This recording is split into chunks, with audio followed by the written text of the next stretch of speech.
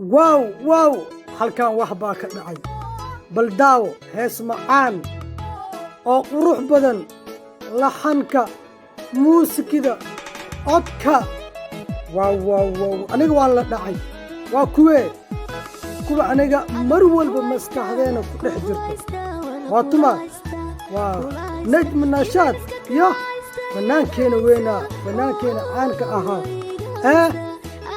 sharmo cabdinaasir صوفي سنة شرمو صوفي سنة بينا بل شرم بوي سوماليدا ويا خانان وحي سوق هذا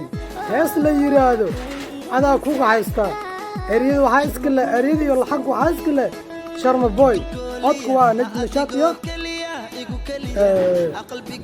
بلس برا بلشده وحا تايشا يمكن فنان كينا وشرم بوي waxa uu jeclaaday heesta waxa loo qaatay oo baraha bulshada ay u qaateen in ay tahay hees Sharm Boy uu jeclaaday najmashaad oo ka xalay daatana baraha bulshada waxa la soo dhigay ninka qabo oo najmashaad buu hadlay waxa uu yiri aniga jecelkay waa liiga afduubtay waxa igu afduubtay Sharm Boy oo asiga jeclaaday macna heesta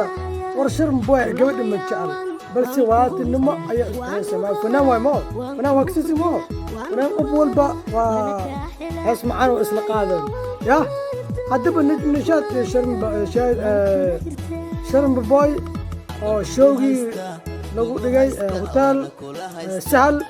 ayaa heesta ugu qurux badan heesta ugu macaan badan ay soo qaadeen wardaawo shuban heestaas oo qurux badan oo fanaaniinta aniga aan jecelnahay fanaaniinta ee Soomaaliya fanaaniinta ugu codka macaan ee Soomaaliya najm nashaad ya tiwa Sharm Boy bal nool daaw ada maasan